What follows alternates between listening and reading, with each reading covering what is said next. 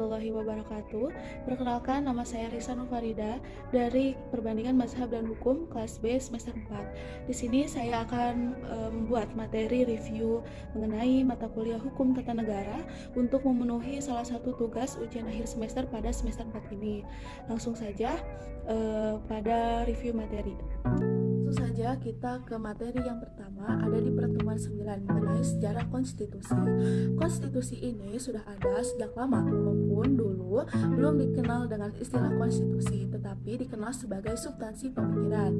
Dan Yunani menjadi salah satu negara yang menjadi pangkal pemikiran dalam segala aspek. Tentunya ada nilai-nilai pemikiran yang berlaku pada saat itu. Yang pertama ada Socrates. Pemikiran ini ada di tahun 470 sampai 399 sebelum Masehi. Pada zaman Socrates ini itu munculnya substansi pemikiran mengenai konstitusi. Yang kedua ada zaman pemikiran Plato tahun 429 sampai 347. Pada zaman ini substansi pemikiran sudah dibukukan, seperti contohnya ada buku Politeia, Politikus, dan Nomor karya Plato itu sendiri.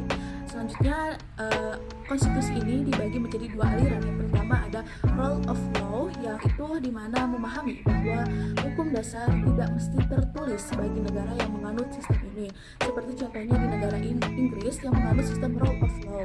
Kemudian yang kedua ada Rechtsstaat atau kebalikan dari rule of law ini, jadi hukum harus tertulis.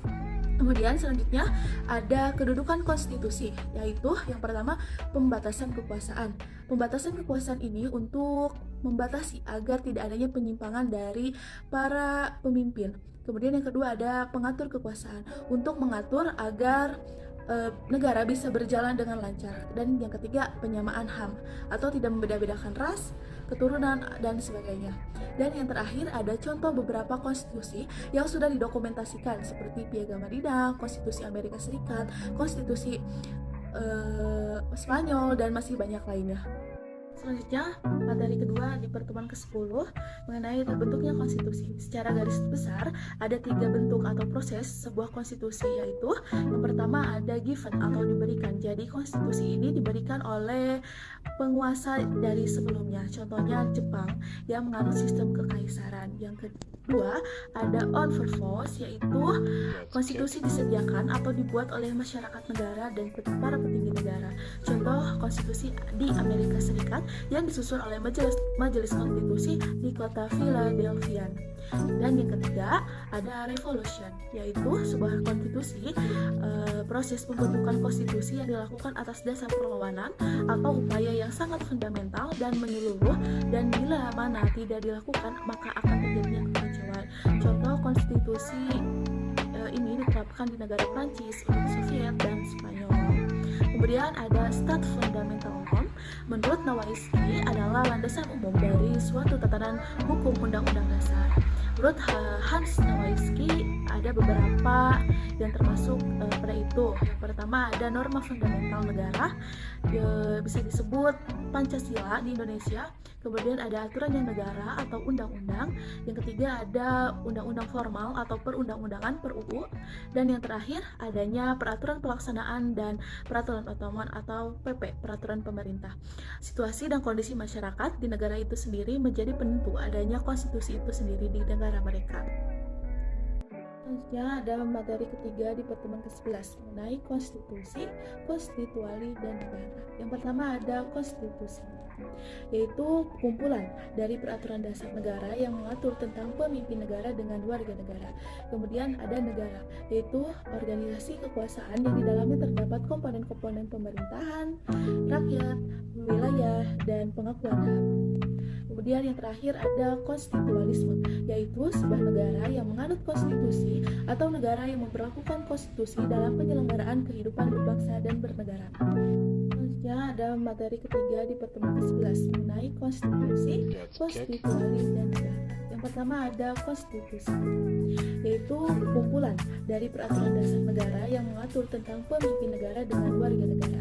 Kemudian ada negara, yaitu organisasi kekuasaan yang di dalamnya terdapat komponen-komponen pemerintahan, rakyat, wilayah, dan pengakuan HAM.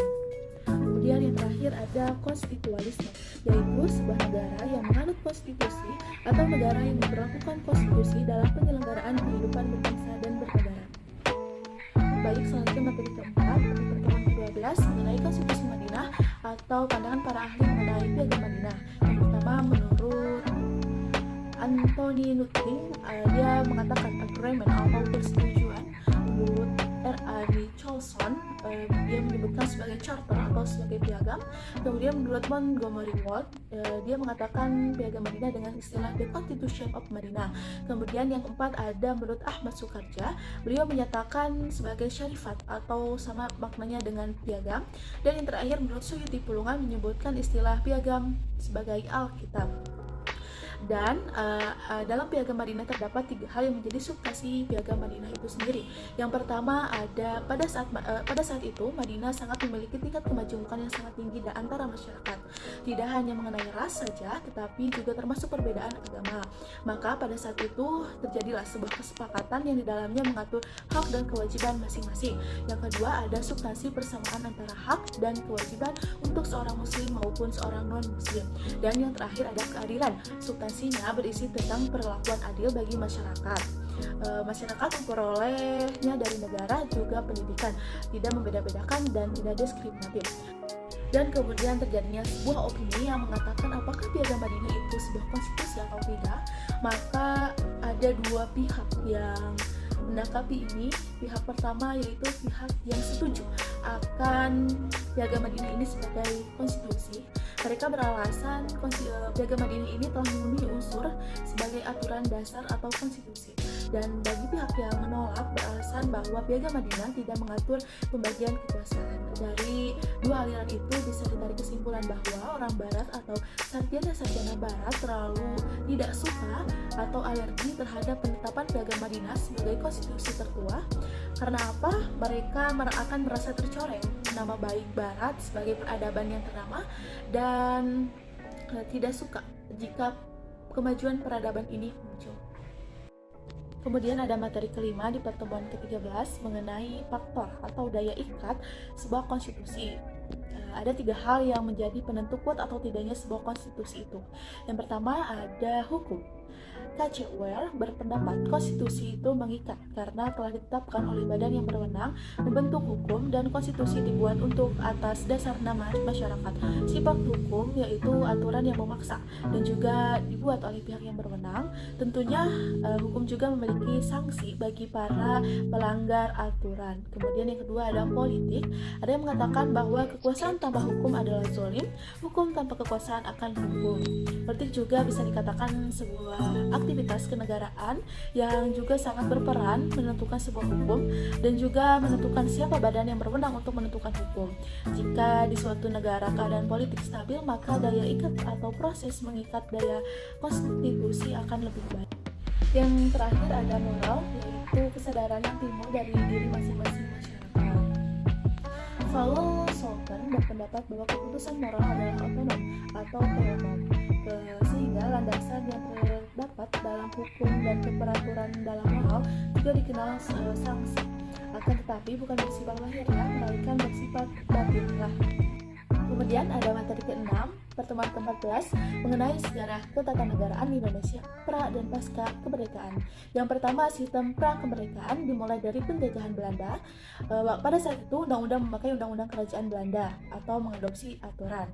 Kemudian ada peraturan perundang-undangan. Pada saat itu ialah Wet dibentuk oleh parlemen dan mahkota, HMVB dibentuk oleh mahkota sendiri, Ordonanti dibentuk oleh gubernur jenderal bersama Fakrad, dan yang terakhir ada RV dibentuk oleh gubernur jenderal. Kemudian ada sistem ketatanegaraan Hindia Belanda. Yang pertama ada kekuasaan eksekutif gubernur jenderal dengan kekuasaan sangat luas dan dibantu dengan penasehat.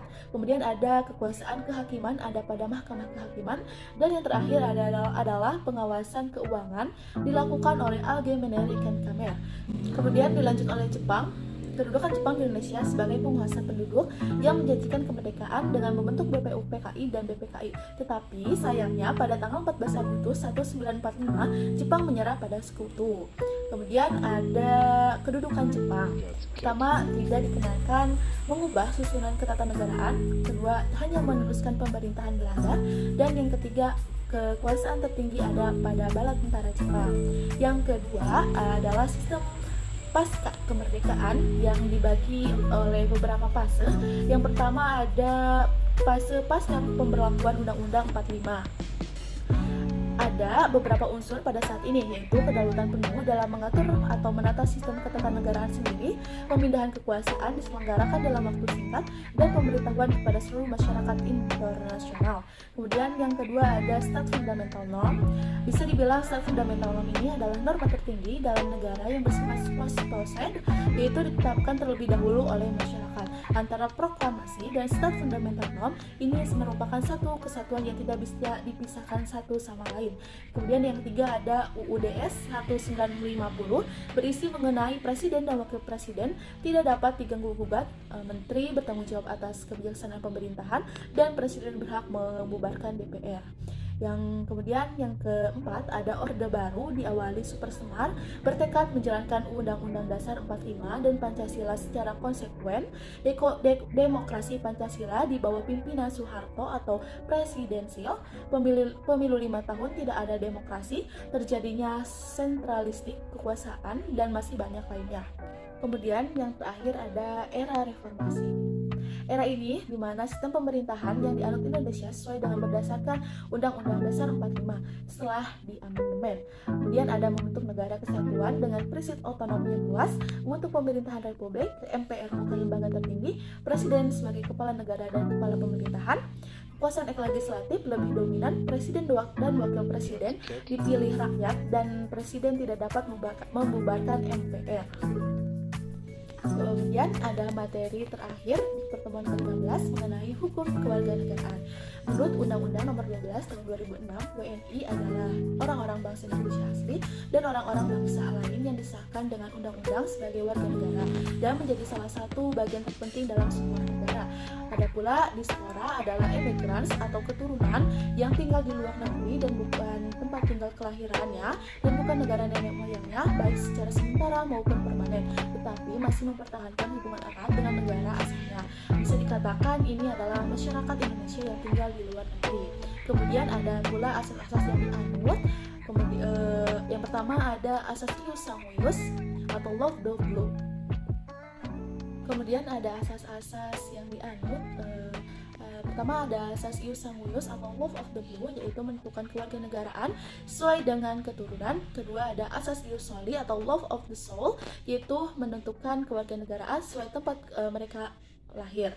Ketiga ada asas kenegaraan tunggal, yaitu untuk menentukan satu kewarganegaraan bagi setiap anak sesuai dengan undang-undang yang berlaku. Dan yang terakhir ada asas kewarganegaraan ganda, yaitu sebagai kewarganegaraan ganda untuk anak-anak yang terakhir dari pernikahan campuran sesuai dengan undang-undang kewarganegaraan.